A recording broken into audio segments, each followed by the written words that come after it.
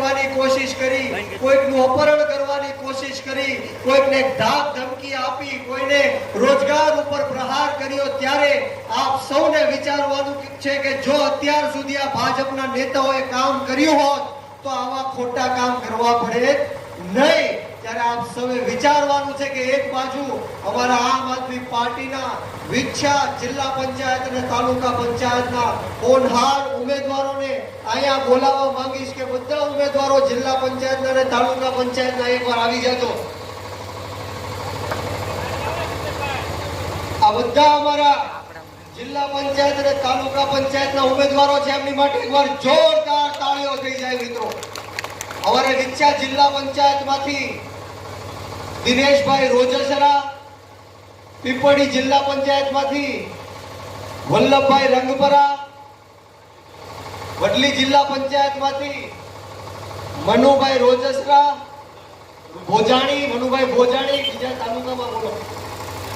વિછ્યા તાલુકામાંથી આપણે કરણભાઈ રોજાસરા,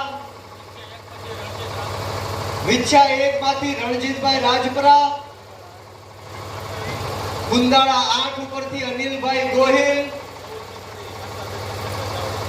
14 પીપળીથી કાંતાબેન પંકજભાઈ ચાવડા, હાથસણીથી આપણા સંજયભાઈ, અમરાપુરથી ચેતનભાઈ ડાભી, એમના ભાઈ છે સંજયભાઈ ડાભી, ચાસિયાથી પરસોત્તમભાઈ,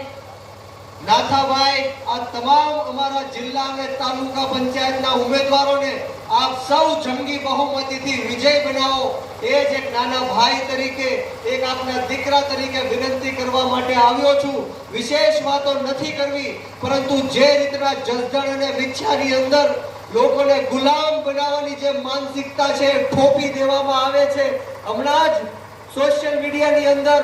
અને ન્યૂઝ ચેનલના માધ્યમથી અંદર તમે સૌએ જોયું હશે કે આઈના ભારતીય જનતા પાર્ટીના નેતાઓ એવું કહે છે કે આમ આદમી પાર્ટી પાસે કાંઈ દેવાનું નથી, એમના ખીચામાં કાંઈ છે નહીં, એ તમને શું આપી શકશે। ત્યારે આઈના જ ભારતીય જનતા પાર્ટીના નેતાઓને કહેવા માંગીશ કે જ્યારે તમે જસદણ અને વિછ્યાની અંદર લડવા માટે આવ્યા ત્યારે આ જ ગરીબ અને પછાત જનતાએ તમને 2-2 રૂપિયા આપીને તમને મત આપ્યા, તમને જીતાડ્યા, અને અત્યારે તમારી પાસે બધું જ આવી ગયું ત્યારે જનતાનું તમે મોઢું નથી જોતા, આ જનતા માટે કામ નથી કરતા, આ જનતાને તમે પાણી નથી આપતા, વીજળી નથી આપતા, ઉપરથી ધાક ધમકીઓ કરો છો। ત્યારે આપ સૌને વિશ્વાસ અને ખાતરી આપવા માટે આવ્યો છું કે આવનારી 28 તારીખે જસદણ અને વિછ્યાની